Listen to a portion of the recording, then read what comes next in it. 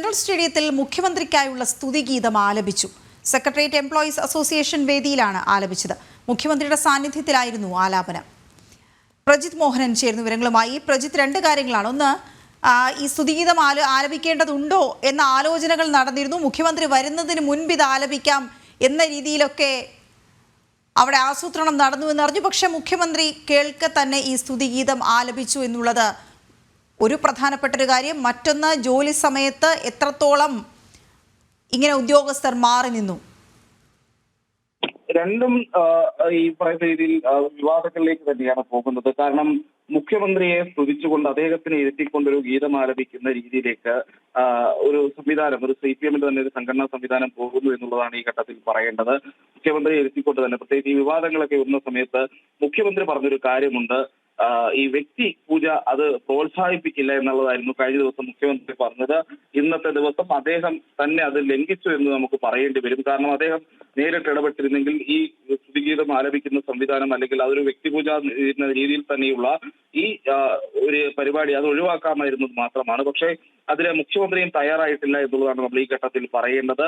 Secretariat employees അസോസിയേഷന്റെ നേതൃത്വത്തിൽ ഈ ഒരു വിവാദമുണ്ടായ സാഹചര്യത്തിലാണ് ഈ ഗീതം മുഖ്യമന്ത്രി എത്തുന്നതിന് മുൻപ് ആലപിച്ച് അങ്ങനെ ആ പരിപാടിയുമായി മുന്നോട്ട് പോകാം എന്നുള്ളൊരു ആലോചന വന്നത്. പക്ഷേ അപ്പോഴും മുഖ്യമന്ത്രി എത്തുമ്പോൾ ആ ഗീതം ആലപിക്കുന്നതിലേക്ക് പിന്നെ എങ്ങനെ പോയി എന്നുള്ള ഒരു ചോദ്യത്തിനും മുഖ്യമന്ത്രിയും അല്ലെങ്കിൽ CPM ഒക്കെ മറുപടി നൽകേണ്ടി വരും. സെക്രട്ടേറിയറ്റ് എംപ്ലോയീസ് അസോസിയേഷൻ ഒക്കെ മറുപടി നൽകേണ്ടി വരും.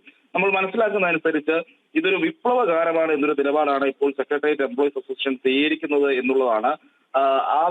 പക്ഷെ അപ്പോഴും മുഖ്യമന്ത്രിയെ പ്രകീർത്തിച്ചുകൊണ്ട്, പിണറായി വിജയനെ പ്രകീർത്തിച്ചുകൊണ്ട് അദ്ദേഹത്തിനെ അങ്ങനെ ഇപ്പോൾ വലിയ വിശേഷണങ്ങളൊക്കെ നൽകിക്കൊണ്ടുള്ള ഒരു രീതിയിലാണ് ഈ ഗാനം അവിടെ ആലപിച്ചത് എന്നുള്ളത് നമ്മൾ മനസ്സിലാക്കണം. അതും സെക്രട്ടേറിയറ്റ് എംപ്ലോയീസ് സംഘടനകളുടെ ജീവനക്കാർ തന്നെ തയ്യാറാക്കിയ ഗീതം, ആ സ്തുതിഗീതം തന്നെ അവിടെ ആലപിക്കപ്പെട്ടിരിക്കുന്നു. ഒരു പക്ഷേ CPMന്റെ സമീപകാലത്തുള്ള ഏറ്റവും വലിയ അവരുടെ പ്രത്യയശാസ്ത്രപരമായ അപജയങ്ങളിൽ ഒന്നായി ഇത് വിലയിരുത്തപ്പെടുമെന്നുള്ളത് തർക്കമില്ല. പ്രത്യേകിച്ച് മുഖ്യമന്ത്രി ആ വേദിയിൽ ഇരിക്കുന്നു, അദ്ദേഹം ആ സ്തുതിഗീതം കേട്ടിരിക്കുന്നു എന്നുള്ളത് ഒരു ശരിയേട് അതിനകത്തുണ്ട് എന്നുള്ളത് നമ്മൾ ശ്രദ്ധിക്കേണ്ടതാണ്. കാരണം ഏകദേശം 100ഓളം വനിതകളെ, ജീവനക്കാരെ തന്നെ അണിനിരത്തിക്കൊണ്ടാണ് ഈ പാട്ട് പാടിയത് എന്നുള്ളതാണ് ഈ ഘട്ടത്തിൽ പറയേണ്ടത്. 100ഓളം സ്ത്രീകൾ, സെക്രട്ടേറിയറ്റിലെ ജീവനക്കാരാണ് ഈ ഗീതം ആലപിച്ചത്. സെക്രട്ടേറിയറ്റ് ജീവനക്കാർ തന്നെ തയ്യാറാക്കിയ ഗീതം തന്നെയാണ് അതും.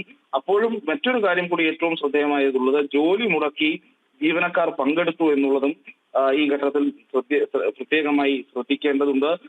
ഈ പിണറായി വിജയനെ തന്നെ വേദിയിലിരുത്തി ആ സ്തുതിഗീതം ആലപിക്കുമ്പോൾ ജീവനക്കാർ തന്നെ പണിമുടക്കി അല്ലെങ്കിൽ ജോലിക്ക് എത്തേണ്ട ജീവനക്കാർ അവർ ഈ ദിവസം സെക്രട്ടേറിയറ്റിന്റെ പ്രവർത്തനങ്ങളെ തന്നെ ബാധിക്കുന്ന രീതിയിൽ വേദിയിലെത്തിയതും ഈ പരിപാടിയിൽ പങ്കെടുത്തതും ചർച്ചയാകേണ്ടതുണ്ട്. സാധാരണഗതിയിൽ ഇത്തരത്തിൽ ഒരു മറ്റ് പരിപാടികൾക്ക് വേണ്ടിയോ സമരങ്ങൾക്ക് വേണ്ടിയോ ഒക്കെ ജീവനക്കാർ പണിമുടക്കിയാൽ അവർക്കെതിരെ നടപടി സ്വീകരിക്കണമെന്നുള്ള കോടതി ഉത്തരവുകൾ പോലും നിലവിലുള്ള സാഹചര്യമുണ്ട്. എന്തുകൊണ്ട് ജീവനക്കാർ പണിമുടക്കുന്ന സമയത്ത് ഇത്തരത്തിൽ സർക്കാർ അതിൽ നടപടികൾ എടുക്കാത്തതെന്നുള്ള ചോദ്യങ്ങൾ പണ്ട് തന്നെ നേരത്തെ ഉയർത്തിയിട്ടുണ്ട്. ഈ പാട്ട് പാടുന്ന സമയത്ത് തന്നെ മുഖ്യമന്ത്രി വേദിയിലേക്ക് വരുന്നു, മുഖ്യമന്ത്രി വേദിയിൽ പങ്കെടുക്കുന്നു. ഏതായാലും അത് വലിയ രീതിയിലുള്ള ചർച്ചകൾക്ക് എന്തായാലും വഴിവെക്കും. ചെമ്പടയ്ക്ക് കാവലാൾ, ചെങ്കരാൽ കണക്കൊരാൾ എന്നൊക്കെയാണ് ഈ ഗീതത്തിൽ പറയുന്നത്. അപ്പോൾ CPM പറയുന്ന വ്യക്തിപൂജ വേണ്ട എന്നുള്ളൊരു സമീപനം പൂർണ്ണമായി ലംഘിക്കപ്പെട്ടിരിക്കുന്നു. അത് സംസ്ഥാനത്ത് മുഖ്യമന്ത്രിയുടെ നേതൃത്വത്തിൽ തന്നെ അത് ലംഘിക്കപ്പെട്ടിരിക്കുന്നു എന്നുള്ളതാണ് ഈ ഘട്ടത്തിൽ ഏറ്റവും സവിശേഷമായ കാര്യം.